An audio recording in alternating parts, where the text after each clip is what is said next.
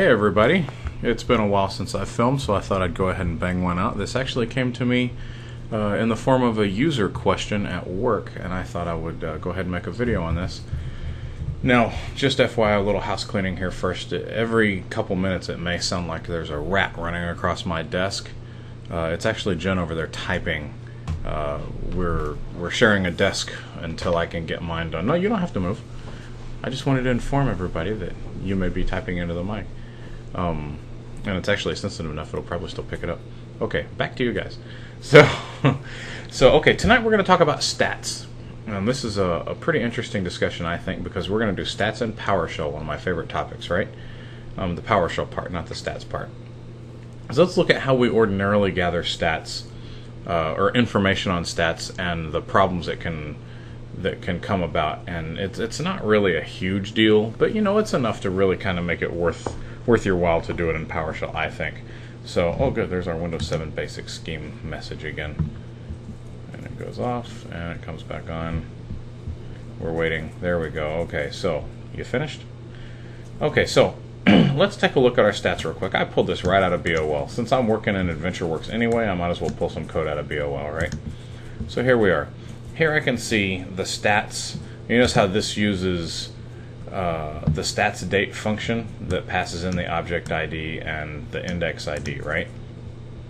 So I'm pulling that directly. I'm joining that with sysindexes here so I can get the name, right? But I can see the last time that the stats were updated. But the problem is you know, it's not really easy to get this information merged with the stuff that you can get out of what's that table? Select star from sys. Is it sysstats? Sysstats? Well, it's not blowing up on me. Go home. There we go. Okay, yeah, good. So okay, so here I've got the object ID again, so I'm going to have to join again to get that. But I've got the name of the stat, and I've got some good stuff here. The stat ID, whether or not it's auto created. User created, whether or not it's set to no recompute. We got those good double negatives there, right? Whether it has a filter and what the filter definition is. So you got this, but you know, joining this information with this information up here, you know, isn't an automatic given, right? When was this specific stat? When was this specific stat last updated, right? So. And I'm sure there's a clever T-SQL way to do it, but I'm really not that interested because, like I said, I've got PowerShell, so I really don't care what the T-SQL is for the most part. So we'll start here. You can do this from PowerShell proper, but it's just as easy to do here. We'll go into the database in question, into the tables node. We'll right-click and say Start PowerShell. And again, you can do this in PowerShell proper. And here's my nice error message on snap-ins, but that's just because I've got that stuff in the profile, so don't worry about it.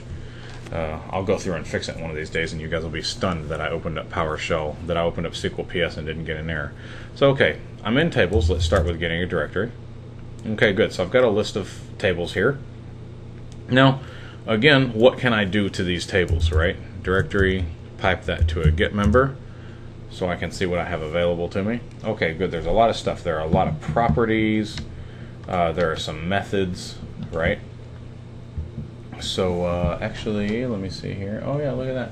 So I'm actually going to have to, in order to use the method I want, I'm going to have to do a force, and I'll show you that again in a minute.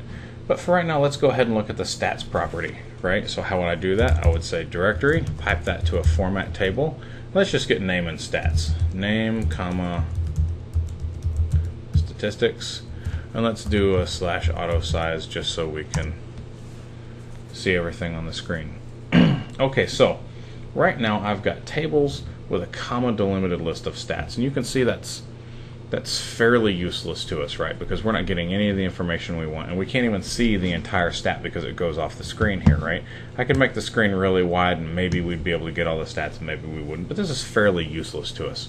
So what we need to do is we need a way that's going to allow us to see all of the stats in more of a list form, right? And then allow us to get some more properties off of those stats. The same properties over here that we were talking about that's going to combine both of these guys, right? So I don't personally remember right this second what the name of the method is, so we're going to have to go find it.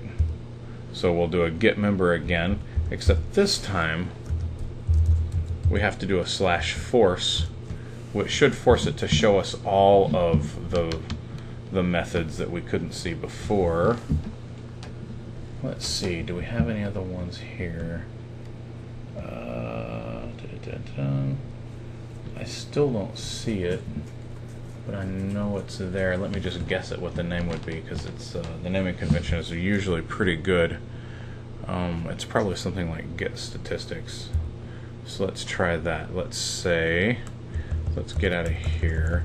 Let's say directory, and let's pipe that to a for each. Don't forget your curlies. And then we'll, actually I'll go back and do something in a sec. So I'll say get underscore statistics. Now, I need to set that to a variable, so we'll just say $A equals, right? So what that's going to do is that's going to set our variable, it's going to set our variable equal to the statistics, right? The results of the get statistics. That's going to create a variable of type, you know, smo.statistics, right? So let's see if we didn't blow anything up here. Okay, good. Now we can look at A and see what we get. Okay, good. So, excellent. We've got that. And this is going to be a building process, right? Right now, we've got the last one, right? So it's been replacing it every single time. But right now, let's go ahead and do a get member on A, and I'll put this together for you in a minute. We'll A get member.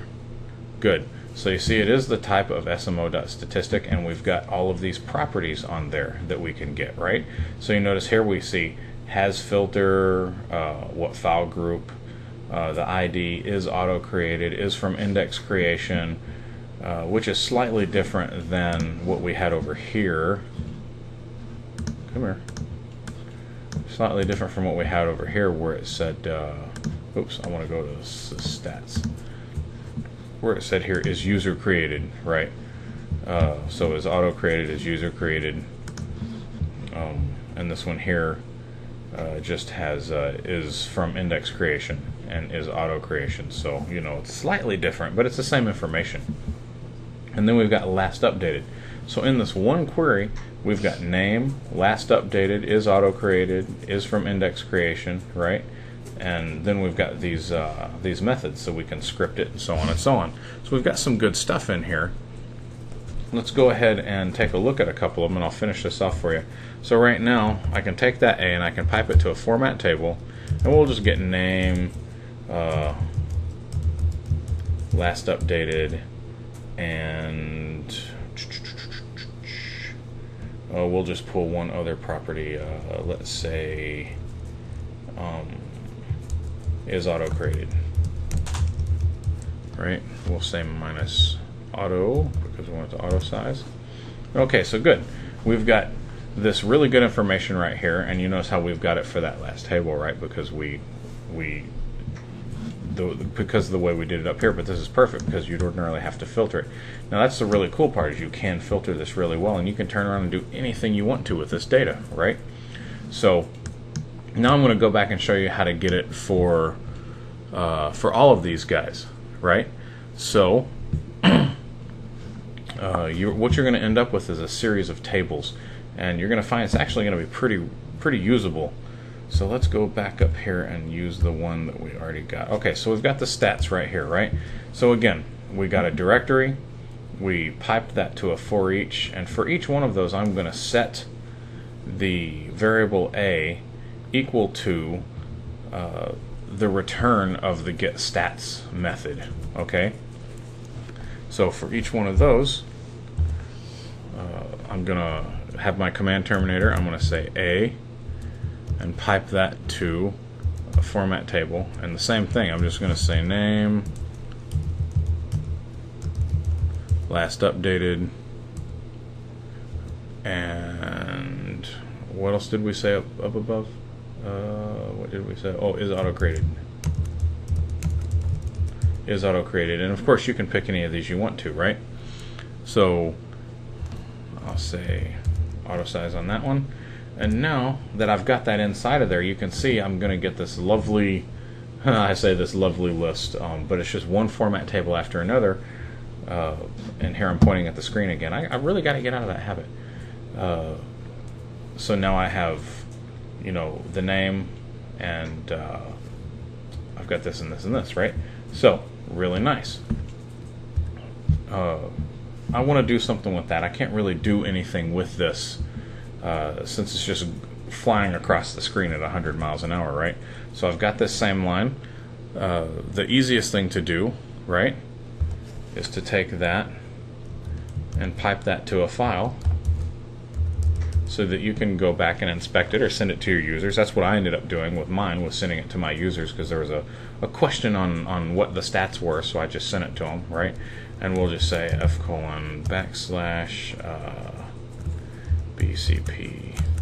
test whack stats.txt, and you better say append, or you'll just get the last one again, because it'll keep overwriting that file again and again and again. So I'm going to come here. Now, there's one more thing I'm missing. Okay, that's what I'm missing. Okay, so I need to get the parent in there, because I want to know what table it belongs to, right? So I need parent, common name.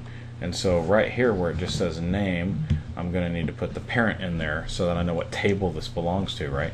So now that I get that, if I can write to that folder, I should be all right. Good. Let's go take a look at it and see what we get. I'm not sure where the best place to get this is. Let's go there. Okay, good. I'm only one folder away. Excellent. And here's table stats. So you see here I get this the semi-lovely file here, right? I get all that good stuff in there. Now, the funny thing, this is something really interesting that'll really kind of get you if you're not careful. You notice how a lot of these stats come off to the side over here, that you get ellipsis right here. That's because they're officially formatted to the size of the screen first, because we use that format table, right? So let's take a look at this one right here. It's for Human Resources Employee Department History, right? So I've got this right here. It goes off the screen. So let's go ahead and fix that. First, let's delete this file. Now, if we come up here and we edit this, there we go, the properties. I go to the layout and this window size, the width is 120. Let's make it 150. Right, so now we've got a much wider file, or we've got a much wider window, right? Now we're going to run this again, and it only takes a sec. There we go. Table stats. And now you can see for the department history, now you can see I get them all, right? So I got rid of that dot in there. So that's just something to be aware of when you do stuff like this. There was one more thing I thought. Oh yeah, I remember. So if you get a really big database with like hundreds or thousands of tables, right, and with gazillions of indexes, all you're going to see is a blinking cursor while you do this. So it might be a good idea to put a little stat there on the screen, right? So it'll sit there and roll through them. So let's see, somewhere around here, you can say, let's do it as they're finished. How's that? So here on the append, then we'll just do that, and we'll just say, we'll just print A to the screen. How's that? So you can just see that it's rolling through them. And there you go. Now you can just see that it's rolling through the stats. If you wanted it to do something clever, you could put that in quotes, and you could say A is finished. Woo, like that.